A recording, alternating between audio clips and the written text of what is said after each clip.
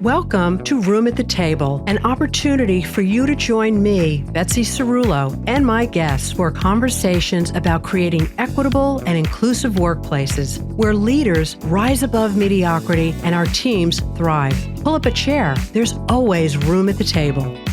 Welcome to another meaningful conversation on Room at the Table.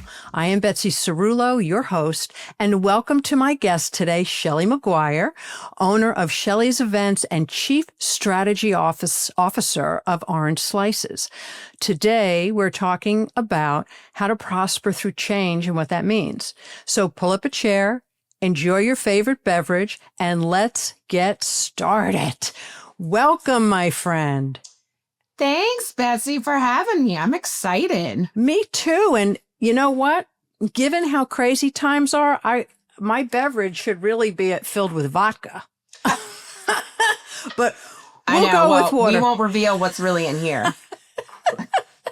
So I know we are going to have a fun conversation. We both travel in the world of government contracting, and you have been so instrumental to bring people together. So, real quick, let's tell the audience what you do in your company for the government contracting industry. So it's been a journey. I started sort of doing this whole gathering and connecting the dots with people back in 2016. Just really putting on events for people to get together, to learn about each other, kind of learn about who your frenemies are in a certain particular space. Our Good favorite word. space. What's that? Good word, frenemies. Frenemies, right? They're friends. Sometimes they're enemies. It all depends on the day and the contract.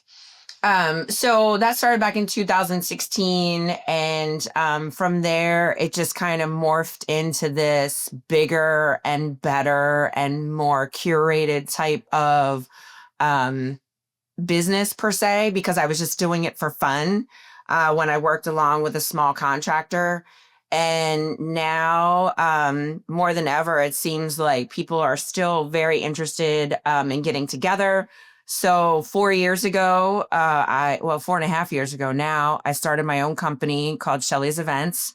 And it was birthed out of, kind of like what was happening in the world, back in the COVID days, 2020, 2021, where really government wasn't able to come out and speak. And then, my former, who I was consulting with to do events, was sold. So you look at yourself, you're like, all right, what am I going to do? Am I going to go with the sale or am I going to start something new?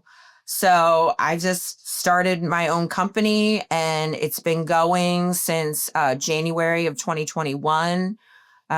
We focus on bringing people together, whether they are government, former government, or contractors in particular spaces. My favorite space, of course, how we know each other is CMS. Yes. But of course, we're branching out into, the VA and especially DHS and, in Fed Civ areas, because, it's not all about CMS, even though they have a big budget. But we're doing some good stuff here. Yeah. And I can tell you, you were so giving and kind to let me speak on one of the panels last year. And actually that event that you had last year that was focused on CMS, I was able to connect with a large prime that I did business with probably 10 years ago. And I hadn't seen them in a really long time. So we were able to reconnect. And also by being on the panel, I connected with a couple of folks because some of the things that I said, there were people in the audience that wanted to continue conversation. So your work really supports us. And I am really happy to see that you're moving into other agencies, because when you go over to the Department of Defense or Homeland Security, it's different than CMS. And also the requirements for those of us that are government contractors is a little bit different. And I feel that when you bring everybody together in an environment where, how some of the stuff that we go to, it can be a bit of a snore at times. Yours are not. Yours are vibrant and fun, and then you donate money to organizations in need. And we need to see that, Yeah. you know? So let me go over to part of the reason why I wanted for us to talk today is the government contracting industry has gone through some changes. So from your perspective, what are you seeing with the different executive orders that came out in January 2025 and are continuing? So I think the first biggest thing I'm seeing is a lot of contractors, people are kind of like in this freak out mode. Mm-hmm. And don't get me wrong, like it trickles down, right? Yes. Even though I do events, it still trickles down to even myself, even to orange slices. Like, you have to start kind of looking at your budget and figuring out, okay, related to, do I really need this subscription? Or do I really need to go to this event? Or, it's like all these things. And do I really need these people who are helping me build this business? You know what it's just a Right. lot to consider. But I think all in all, it gives us a reason to kind of reset and kind of refocus and reimagine like what we're really doing in government contracting, and makes us kind of dig deeper within ourselves to figure out like, why did we get into this particular subsection, right? Yes. Why did we come into government contracting? Why are we focused on particular agencies? Why are we just focused into, say, CMS, like how we know each other, right? It's the mission, it's the goals, it's what the outcomes are for, who is serviced or who is being serviced by the government. My people who I live around, I live in Florida. My average age down here is 67. So everyone's on Medicare. And so like, I think it's caused a lot of people anxiety, but I think also too, it's caused them to dig like within themselves, the core, to figure out, okay, let me regroup. Let Yes. me refocus and let me move ahead, keep my head down and do what I'm supposed to do and keep it moving. Exactly. And, I can tell you there were some areas where my company was impacted. And did I have those freak out moments? Heck yeah. I would come downstairs at the end of the evening and my wife would say, because I would be like, ah, and I won't say those words here. She'd say, you have 5 minutes to complain. Yeah. And I'd let it out and then I would be fine. But what I noticed, we had a couple of contracts that were, I'll use the word paused, and also the reinstated, thank God. But what that period of time did for me is it gave me an opportunity to see, well, how would the business be impacted if those contracts were either not recompeted again or if I lost them? So in that period of time, I was able to move our company towards some different initiatives or rethink some things, look at some things. So on the other side of it, when those contracts were reinstated, I really looked at it that the universe just gave me an opportunity. Could I be freak out? Could I get angry? Sure. A lot of emotions occurred for me, but I've been in business for 35 years. It takes a heck of a lot to paralyze me, Yeah, no. And I agree with you because, I haven't been in business that long. However, my background, as you know, I was a teacher. I taught business. I taught entrepreneurship on a college level. I didn't know that. Huh? I didn't know that. Yes. Yes. I have a lot of hats that I've worn, which is really nice. Yeah, absolutely. But it's like you have to weather the storm, right? Yes. It's just Yes. like relationships, so I equate it to is again, you have to look at from within. And totally, I had the same thing. I mean, flashing to events, I had a huge event planned for February, 250 people, paying people. And I had to hit the refund button. I mean, like, That is hard. seriously. Yeah. Right. So it causes you to kind of think, regroup, and like I said, refocus and why you got into the business. The why. So like you have to be able to get through it. And also too, it's a good lesson for people to make sure on an accounting side that you have money Yes. in reserves so that if some hits the fan Right. and you can't pay your bills, like you have reserves. And I think this is something that, we saw, I can remember a couple years ago when government decided to, what did they do? They didn't pay people for like 6 weeks. Remember they couldn't. Oh, yeah. Yeah. Yeah. And like people were freaking out. Yes. But I think that's the other piece of the puzzle is that you just can't be living paycheck to paycheck. No. And you can't run your business that way either. No. And you have to have someone who is, and thankfully, like my husband is my CFO. He's an accountant, financial planner.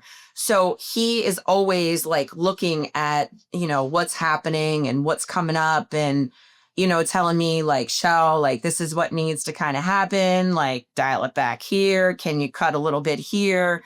So like these are times where you need to like reset. Right. And to look at your bottom line. What can you live with? What can you live without? And how can you sustain and maintain if some, like I said, it's the fan, Right. and you need like some runway, right? Yes, I share that. I was brought up to be frugal and save. And I found that over the years, I just would sock the money away. So when there would be a shift, I wasn't worried about money. And I still follow that. I want to make sure that we're always on solid ground. Yeah. I know other business owners, the things they run through their companies, I would be like, are you kidding me? Really? Yeah. There's other ways to do that. Boats, houses, I'll go down the list. Well, I'm not a boater. But nonetheless, I was always really careful and mindful to keep the books crystal clear and clean. And I'm a finance person. So you always have to save for a rainy day. And business in general is volatile. So I know it's been fast and furious this year in 2025 with the changes. But that's what business is all about. And if you can't handle change, then maybe entrepreneurship may not be your thing. So I'll piggyback on that. So yes, I agree with you 1000% because, teaching entrepreneurship, yes, you have to have that mindset, right? And you can't be like a micromanager. Like you are the big thinker, right? You surround yourself with people who are, because I do. I can tell you that right now. If you saw my SAT scores from back in high school, you'd be like, Shelly, me too. I took them more than once. I took them twice. My husband's like, Shelly, did you even go to the test? I'm like, shut up. Yes, I did. But like I say this because like, when I taught, kids would come in and they thought it was terrible. Like, they're like, Miss McGuire, I'm not going to do anything with my life. I'm like, listen, girl or guy. If it was a determining factor of like your success, like I'd be scrubbing toilets. And just trust me, I scrub my own toilets every once in a while. But with that being said, you have to kind of look at yourself. So have that entrepreneurial spirit, I feel like, yes, you can run a business. 2, you have other things you've done to get here. you are Yes. not just a one-man show or a girl show, right? Correct. Like you either have a partner that's kind of like helped you, move to that particular entrepreneurial side of you, or you've done something where you've worn multiple hats. So for me, I have my own business. My husband and I share a business together. Then I have a real estate business that I do on the side. I have rental properties that I do on the side.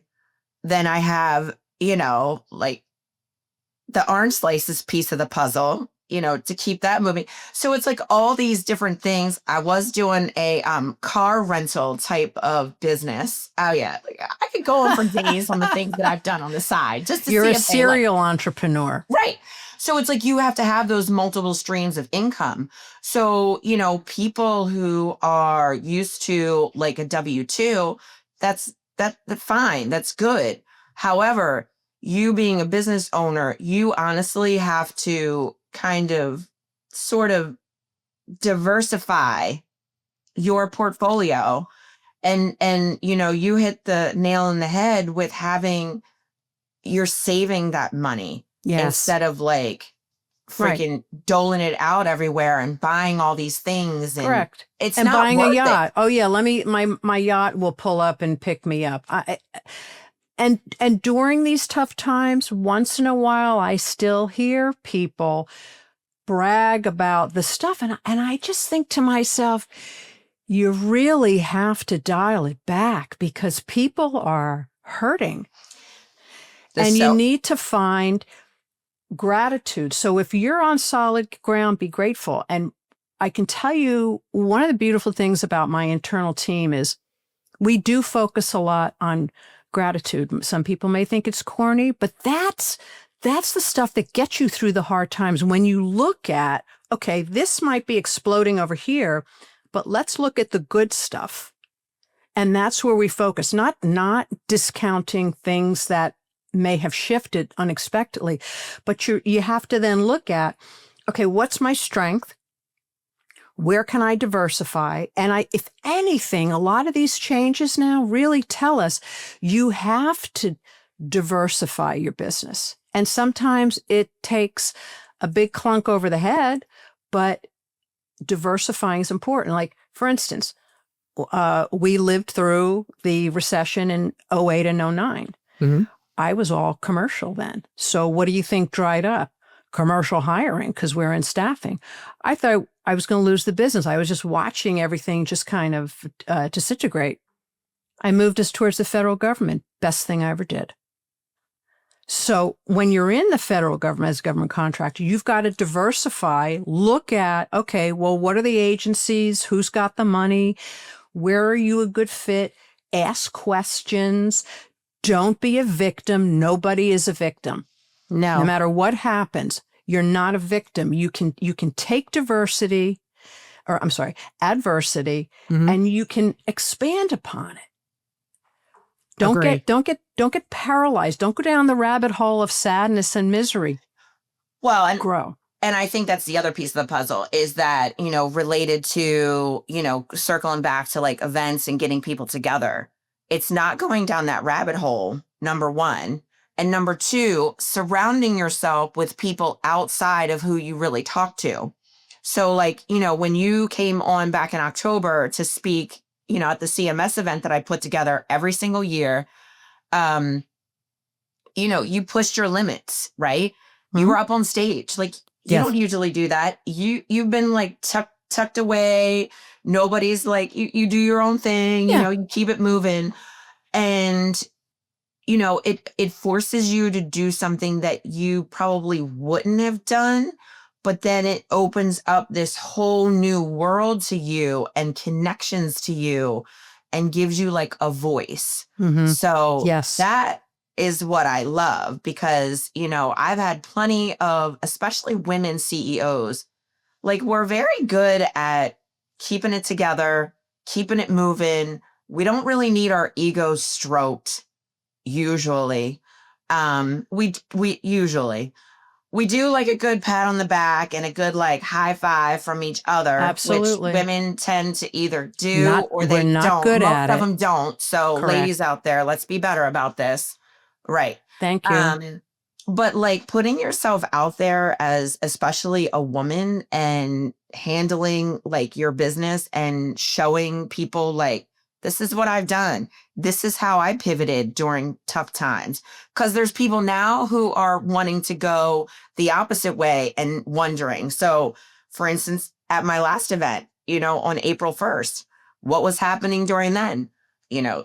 Was hitting the fan. Ooh, boy. Right. Bad day. It was hitting the fan there. Little did I know that was going to happen. Like, could I have scheduled that any worse or better? Not really sure. But these people were in the room together who care about CMS and who want to learn from each other. And, they were there to discuss what was happening. I mean, in real time, but they were connecting and putting together the dots and, outside of their usual little silo that they stay in and who they talk to. So it's nice when you get together with people who are not like you. Yeah, So absolutely. And, sadly, over the past couple months, some of the people we all know and care about who have supported us were released from their roles in the federal government.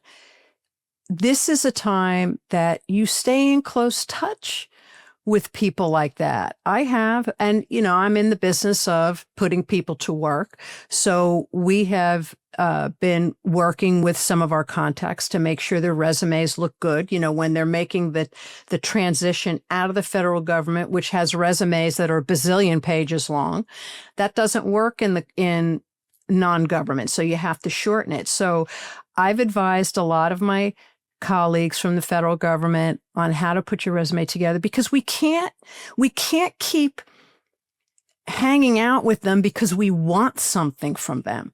So I look at it that some of these people who have lost their jobs have been so good to me, not just gave me business, but gave me direction, gave me encouragement, were, pat you on the back. Come on, girl, keep going, keep going. So when the times get tough, we need to also support those people and don't always look at it like go around the room. Well, who's got a dollar sign on their head that I can get something from? Because when you give, the universe just brings it back to you. It does.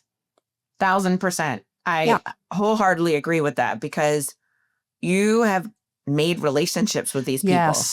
Yes. So those relationships will carry and will circle back around to you. Yeah. Everything, if you keep helping them, they'll help you. And that's right. And you'll come up in conversation. I mean, it's totally happened to me since and I've had the same thing. Like a lot of my speakers, a lot of the people who were my champions inside have now left. So it's like, I kind of look at it as, okay, like we're still friends and I'm still going to call upon you because I want to help support you in what you're doing outside of the federal space. And how can I elevate you? Because I know it's going to circle back around because you still have those contacts. Right. And don't discount someone because they're not your contact anymore, because now that they are outside of the federal government, it's easier for them to share information on some of the inner workings that they may not have been able to share. Now, they can tell you, stay away from that person. Yep, go work with that person. And so don't cast people off to the side. And I see that, having been in business a long time, like yourself, you see how people use each other. No, you have to collaborate, be with, invite, and that attracts prosperity. It does wholeheartedly. I can't agree with you more. I tend to, things have changed in the landscaping as far as bringing people together and who can speak, who can't speak. I mean, even they can speak. A lot of people don't want to speak now. Yes. So that's another piece of the puzzle, especially with government. Yes. So you have to be kind of sensitive to that and be able to kind of shift and maneuver. So, some people kind of tend to poo-poo on formers, but like I have someone who in the VA, literally I reached out to him. I was like, hey, I know you love to speak at my events. I know, you have a travel restriction. Long story short, he's like, hey, just to let you know, I'm going to be leaving government. I don't know if you still would look at me the same. And I'm just like, I wrote back, I like your look even more. Absolutely. I have to fill Absolutely. out less paperwork. Yeah. Yeah. And you know what? And they are just such an incredible bucket of wisdom, you know? And I, I just think back over the years since I've been in the federal government, the people that I have worked with and have championed me, they have gone on to do some really cool stuff. And even the folks that completely retired, I can still reach out once in a while to some of them for advice or just have, hey, how you doing? So, but you know what, Shell, as we start to wind down the conversation, I just want to ask you, in your opinion, tell me, common sense, what's an important do and what's a don't that you do in this space now in order to thrive? Give me a good do.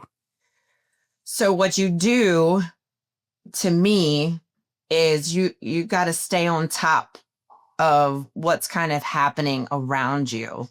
You know, you don't have to dig into the weeds to see or to read what is happening, but just making sure that you're aware, number one. Yes.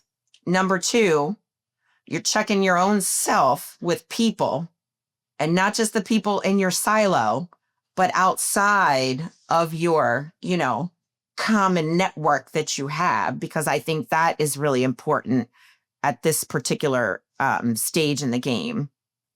Absolutely. I mean, and just maybe the last piece of the puzzle doing is really reflection on yourself and why. Like, do I stay in this particular agency, or do I need to kind of start educating myself, which is always number one for me when I, put on events and things like that, is the education piece.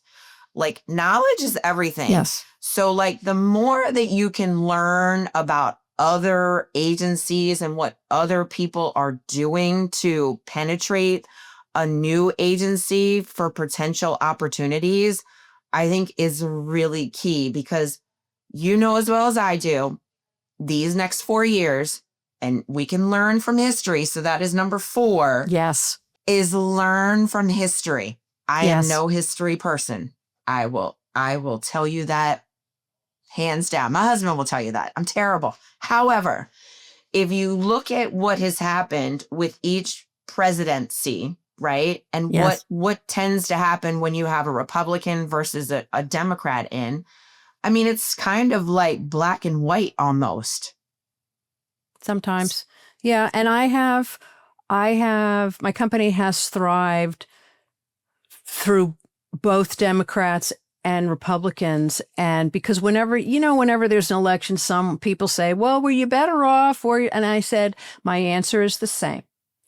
It doesn't matter to me who is in the White House. It's about strategy. It's about wise thinking, putting yourself in the right place. And above all, you take care of your people and you be kind to the people around you. So yeah, is there always going to be a shift? Is there going to be drama? Of course. Some of us support it more than other times. Whatever the case, to survive and thrive, the responsibility is on me as the business owner. Yes. And you have to diversify. Yes. Have to. When you go into a new agency that seems daunting, I've looked at it that it's a new puzzle, and given my years of experience, it's something new for me to learn. No, I 100% agree. It's you're chartering new territory. You're being the entrepreneur that you started to be. So don't get comfortable. Yes. Don't get Correct. comfortable. And I think that's the other piece of the puzzle, is you have to push the envelope. And that's kind of like that's how you become a little bit more successful, and look under the hood just a little bit to kind of understand, like, what about these other agencies that can translate from what I do here to there. It doesn't always, but like something that you said related, it doesn't matter who's in office. It doesn't. These government workers and government contractors need to really look and dissect themselves. You're there for the mission. Yes. You don't care whose butt is in that seat up in the pearly white gates, right? Like, I mean, it is what it is. It right? is what it is. That's right. It is what it is. You got to make do. You got to keep doing what you do. Right. And stop complaining. You can complain. We all do. But for the most part, stop complaining and take action, because every administration has initiatives. Some you may agree with, some you may not. But that's what you follow. You follow the initiatives that either are good for your business, make sense, or matter to you. Yes. So. Agreed. Anyway, well, Shell, I'm really grateful for this conversation. You have just been a beacon for all of us in the government contracting industry. I love your events. Whether you do them for whichever agency you do them, you will find me at them, because for listeners out there who are business owners or want to be business owners, Shelly's got it going. She knows where to guide us, and your stuff is awesome. So, Shelly, I really appreciate you, and I appreciate this conversation. Thanks, Betsy. I appreciate you having me. I feel, very honored to be with you here. And my next question to you is, when are we going to pickleball together? Well, I can't answer that today.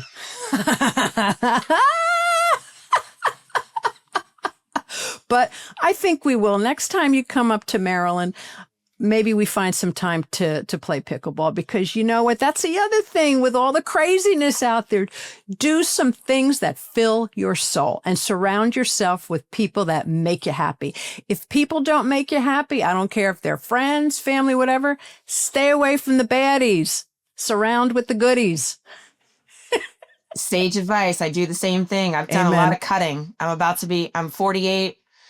Rolling up into my 50s here soon, and there has definitely been some trimming of the fat. I hear you, sweetie. I hear you. I can't let this negative Nelliness into my world. And some people are like, Shelly, it's not all sunshine and rainbows. I'm like, well, agree. However, if you're not bringing something to the table, and if you're really not giving me something to like really think about, and if you're weighing me down. Yeah. No, because we have to balance it out. Times are a little crazy now. Look, times have always been crazy. I have certainly been in business a long time to see craziness, and it's a little bit crazier now. And it is what it is. It is what it is. You learn and you move forward. And, the more good people stick together, the more good that'll continue to get done. And that's what we're all about, right? Yep. So Amen. That's why we're sticking together. Amen. So, Shelly, thank you again. Listeners, I hope you enjoyed our vibrant conversation. There will be more, but you check out Shelly McGuire. Shelly, how can people reach you? So you can find me definitely on LinkedIn, Shelly McGuire. You can find me at Shelly's Events. You can find me on Orange Slices. I do a lot of podcasting on there related to any kind of topics. We have the Peel, which is kind of like a potpourri on what people want to talk about, or my Former Fed Friday, which is bringing former feds to the table to talk about, the transition, what they're seeing, how to make that transition. So you can find me all different ways. Awesome. Well, thank you so much, Shelly, and may prosperity and goodness and happiness always follow you. So to our listeners out there, have a great day and know that you're great. Just go do some good stuff out there. And thank you for listening. Thanks, Betsy. Thanks for listening to Room at the Table. If you've enjoyed this episode, follow us on your favorite listening platform and share this episode with a colleague or two or three. For resources to help you lead with purpose and build more equitable workplaces, visit roomatthetablepodcast.com.